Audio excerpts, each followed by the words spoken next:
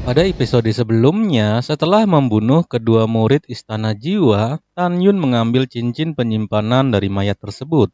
Setelah menemukan begitu banyak batu roh, Tan Yun menemukan selip batu giok lainnya. Setelah dia telusuri, ternyata itu adalah sebuah metode pelatihan, kultivasi ganda antara pria dan wanita. Tan Yun merasakan semburan panas di hatinya, lalu dia memasukkan teknik tersebut ke dalam cincin penyimpanan. Setelah itu, Tan Yun mulai mengamati sekelilingnya. Di depan mata ada pepohonan besar yang menjulang tinggi.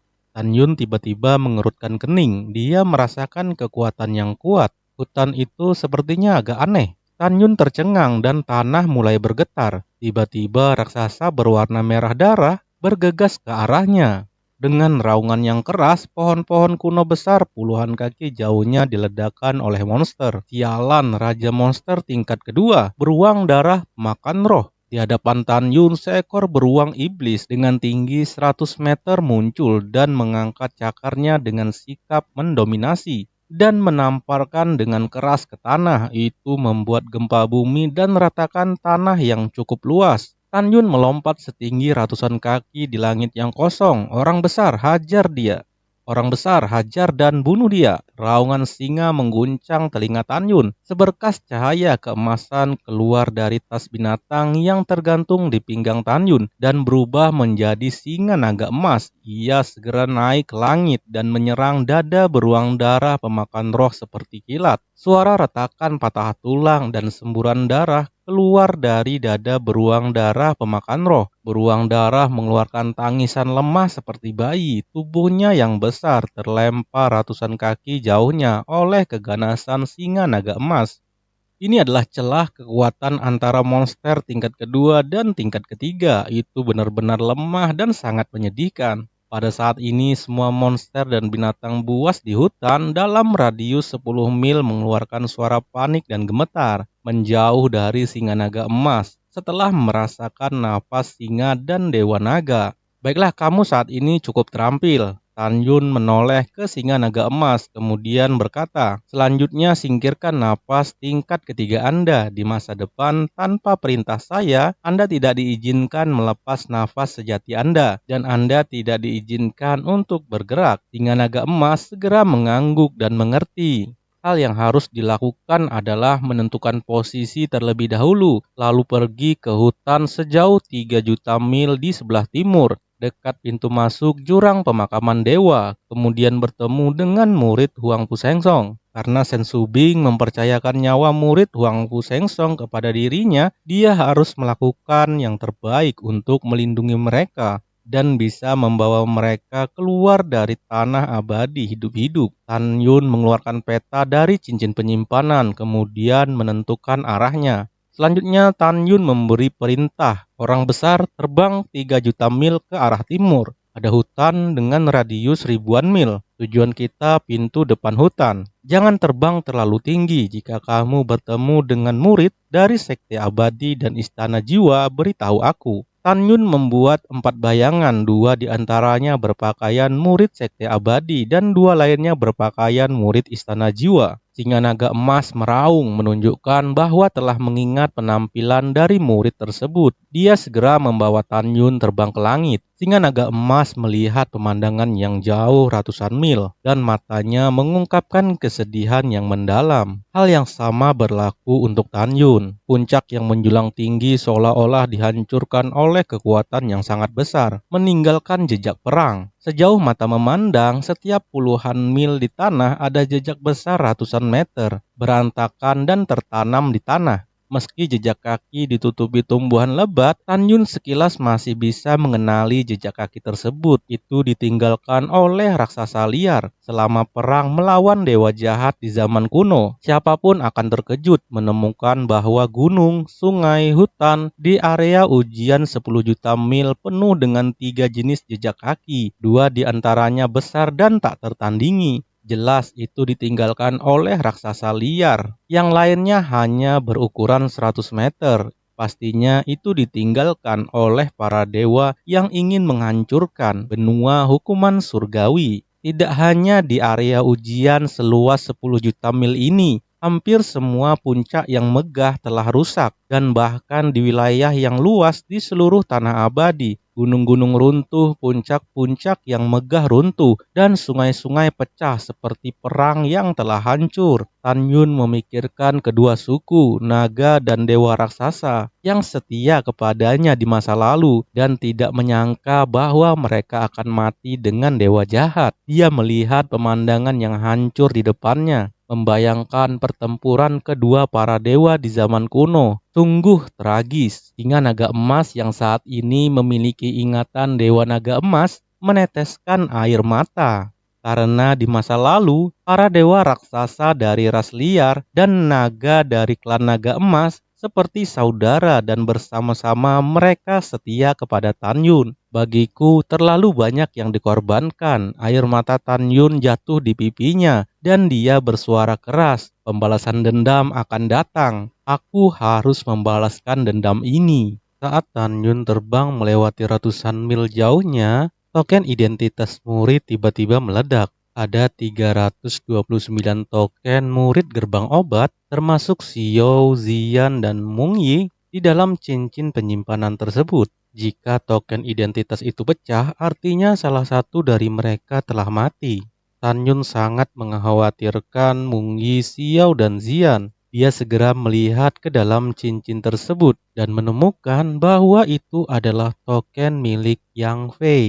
Itu berarti Yang Fei telah mati. Orang besar, sekarang bukan waktunya untuk bersedih. Cepat atau lambat, kita akan membalas dendam untuk semua dewa naga dan dewa raksasa. Sekarang bergegaslah ke tempat yang baru saja kusebutkan. Tan Yun memberi perintah, dan singa naga emas membawa Tan Yun seperti kilat berlari kencang di langit. Singa naga emas saat ini memasuki tingkat ketiga. Dengan warisan dewa naga emas, kecepatan terbangnya telah mencapai kecepatan 500.000 mil per hari. Dengan kecepatannya saat ini dapat mencapai hutan 3 juta mil jauhnya dalam 6 hari. Singa naga emas tiba-tiba berhenti terbang dan melayang di atas lembah. Tan Yun tahu bahwa orang besar itu pasti telah menemukan jejak murid dari Istana Jiwa atau Sekte Abadi. Pada saat ini, jeritan keras dari seorang wanita dan tawa cabul dari seorang pria masuk ke telinga Tan Yun.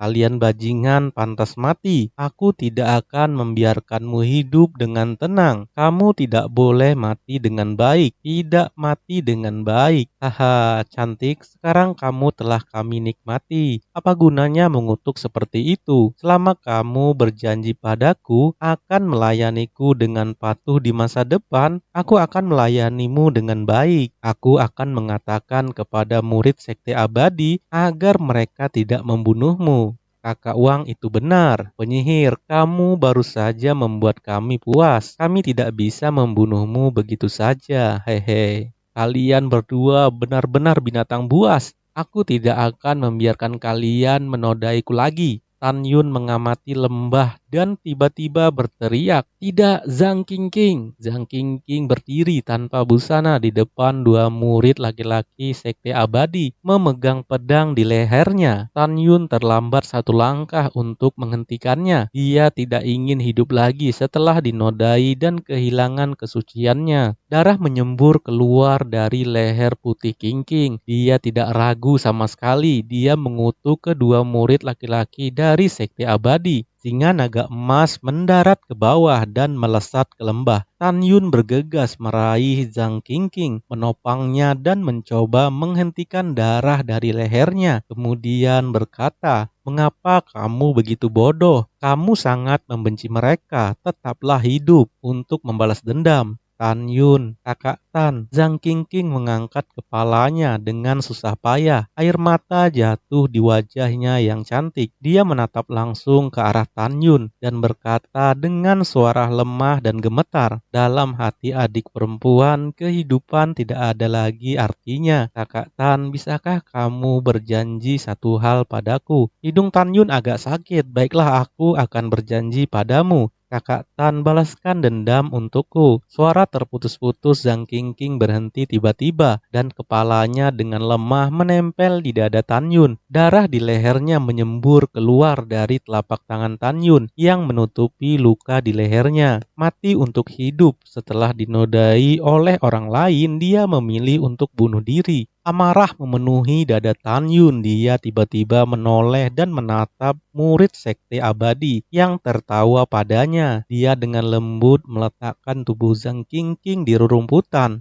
Tan Yun, kami mencarimu. Tidak disangka kamu datang ke sini sendiri. Murid yang bernama Wang Su tertawa dan menjilat bibirnya sambil berkata, keberuntungan, ternyata dia adalah Zhang Qingqing. Hehe, kulitnya terlalu lembut, sungguh terlalu lembut. Apakah hanya kulitnya saja yang lembut? Atau semua murid perempuan dari sekte Huang Fu Seng Songmu juga lembut? Sepertinya aku harus memastikannya sendiri. Kakak Wang sangat benar. Murid lainnya bernama Goke. Dengan senyum cabul, Kakak Wang, setelah kita membunuh Tan Yun, kita akan mengambil kepalanya untuk meminta pujian kepada Tuan Muda. Dan kemudian kita akan mencari murid perempuan dari Huang Fu Seng Song. Haha, tentu saja tidak masalah. Wang Su dan Goke saling tersenyum. Mereka mengabaikan Tan Yun dan singa naga emas. Wang Su dan Goke saat ini murid terkuat ke-11 dan ke-12 di antara murid sekte abadi. Meskipun mereka tahu bahwa Tan Yun mengalahkan Ruyan Chen peringkat ke-10, tetapi mereka masih belum takut pada Tan Yun. Alasannya sangat sederhana. Ruyan Chen sama sekali bukan lawannya, dan kemampuan untuk memasuki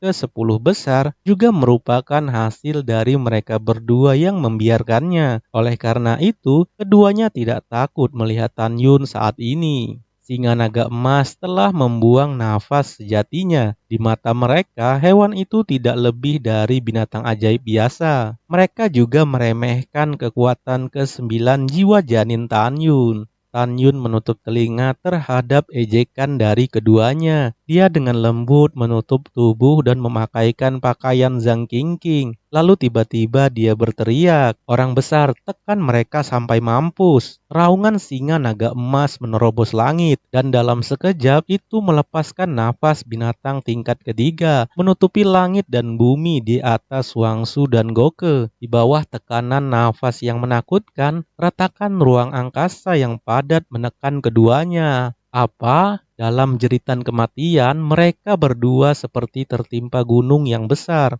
menekuk tulang punggung mereka, dan darah segar mulai mengalir dari kaki mereka.